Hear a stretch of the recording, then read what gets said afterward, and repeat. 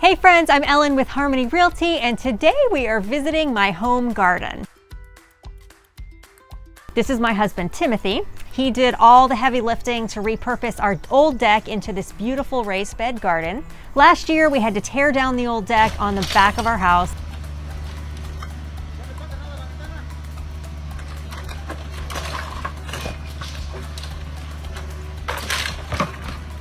Because the soil was sloping toward the house and causing a set of concrete steps to lean against the foundation wall, and it was causing us some problems. So we had to pull down the old deck and build a new one.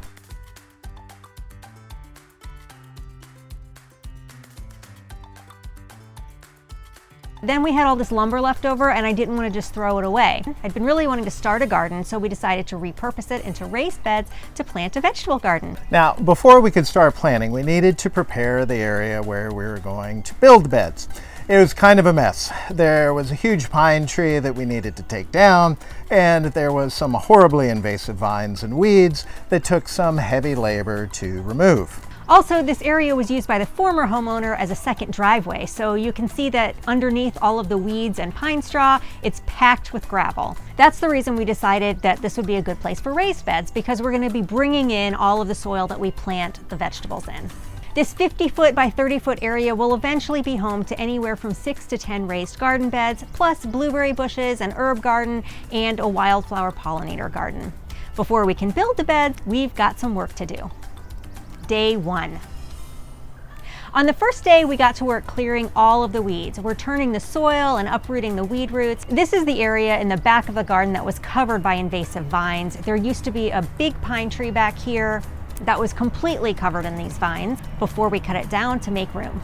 We had to enlist the help of teenagers to help get all the vines removed. It was a lot of work.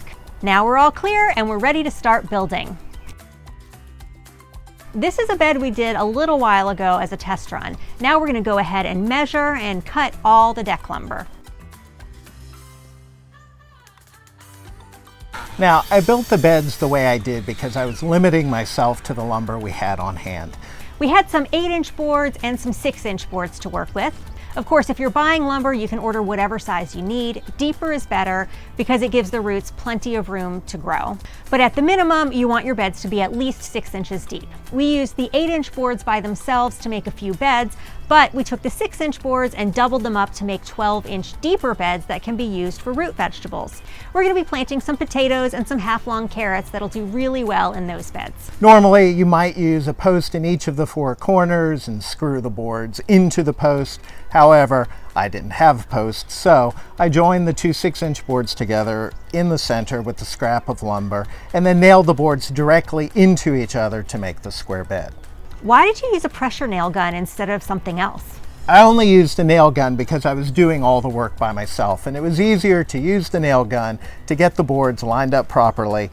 Then I went back and used decking screws to attach them more solidly together. The nail gun alone would not actually hold the boards together. If you have somebody to help you that can hold the boards while you screw or while you nail, that works just as well. Day 3. Once we had all the lumber cut, the beds made and laid out in the garden, we could get the kids to help work on the rest of the weeds and start preparing to fill the beds with compost.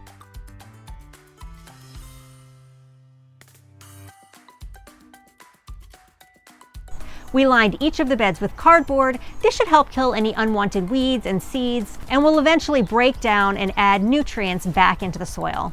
If you've ever seen a piece of cardboard lying around for a while, maybe it's been rained on and started to decompose a bit, if you picked it up, you might have noticed that insects and worms are drawn to this kind of decomposing material. We're counting on those worms to help break down the cardboard, and in the process, they'll leave behind their waste, which is called worm castings, and that waste has a lot of nutrients. Theoretically, if we put thick layers of decomposing materials over this gravelly ground, the worms will help us turn it into good soil that'll grow something. Even if it doesn't work out that way, we should still have enough good soil that we've brought in that our veggies will do really well. Whether you can see it on the video or not, the garden is somewhat steeply sloped, and I couldn't bear to look at unlevel beds. But I also didn't have enough lumber to build the beds to the contours of the slope. So we propped the beds up with stones to make it level, or at least reasonably so, and we'll eventually fill around the bases with soil and mulch.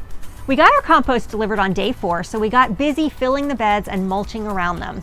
We happen to have a few trees cut down last year. They were too close to the house and our driveway had been destroyed by the roots. So we had the trees removed and put in a new driveway. And now we've got this everlasting mulch pile in the backyard that we use in areas like this or on our paths back in the wooded area of our backyard.